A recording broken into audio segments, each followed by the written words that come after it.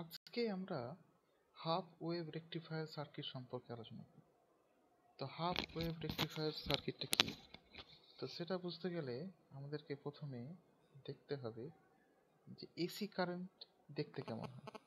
তো এসি কারেন্টটা দেখতে এরকম টাইপের, অর্থাৎ এটা হচ্ছে অরিজিন। এসি কারেন্ট কোনো সময় মানটা পজিটিভ হয়, কোনো সময় নেগেটিভ, আবার পজিটিভ। এটা হচ্ছে এসি কারেন্ট, এটা এসি কারেন্ট। তো আমাদের কিছু কিছু যন্ত্রপাতি বা ডিভাইস দরকার হয় যেখানে শুধুমাত্র পজিটিভ কারেন্টটা লাগবে, নেগেটিভ অংশটা লাগবে না। তো সেটার জন্য এটাকে কি করতে হবে, নেগেটিভ পার্টটাকে বাদ দিতে হবে, শুধু এখানে পজিটিভ পার্টটা রাখতে হবে। তো তার জন্য আমাদেরকে ব্যবহার করতে হবে রেকটিফায়ার, এবং এই রেকটিফায়ারটা কি করবে, এসি কারেন্টকে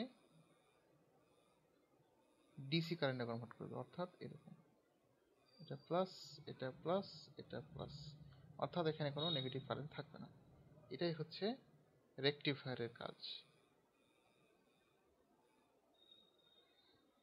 তো এখন আমরা এই রেকটিফায়ারটা কিভাবে তৈরি করা যায় সেই সম্পর্কে আলোচনা করব। তো রেকটিফায়ারটা তৈরি করতে গেলে আমরা প্রথমে একটা রেজিস্ট্যান্স নেব, তারপরে এসি কারেন্ট সোর্স বা ভোল্টেজ সোর্স নেব, এবং এদেরকে প্রথমে যুক্ত করব। তো এটাকে তারের দ্বারা যুক্ত করলে এরকম একটা সার্কিট তৈরি হচ্ছে। এবার এটাকে আমরা রান করিয়ে দেখব কি হচ্ছে। তো এখানে এরর দেখাচ্ছে কারণ আর্থিংটা নিতে ভুলে গেছি। এবার হয়ে গেল, এবার রান করাবো। তো এখানে কিছু দেখতে পাচ্ছি না। তো দেখার জন্য আমরা এবার কি দেখতে পাচ্ছি, তো দেখতে পাচ্ছি যে এখানে যে কারেন্টটা ফ্লো হচ্ছে সার্কিটে, সেটা হচ্ছে এসি কারেন্ট, যেহেতু আমরা এসি ভোল্টেজ যুক্ত করেছি। এবং এখানে আমরা স্পষ্টভাবেই দেখতে পাচ্ছি যে এটা যদি অরিজিন হয় তো কিছু পার্ট প্লাস, কিছু পার্ট মাইনাস, কিছু পার্ট মাইনাস, কিছু পার্ট প্লাস, তার মানে এটা হচ্ছে এসি ভোল্টেজ। এখন আমাদের কাজ হচ্ছে এই নেগেটিভ পার্টগুলোকে বাদ দিতে হবে।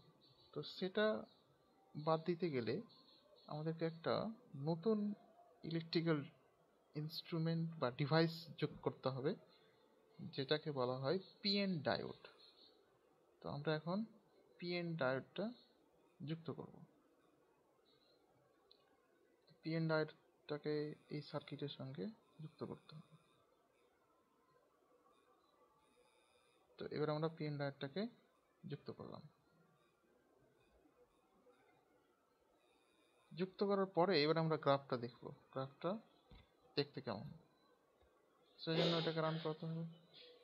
রান করাচ্ছি, কিছু দেখতে পাচ্ছি না। দেখার জন্য আমাদেরকে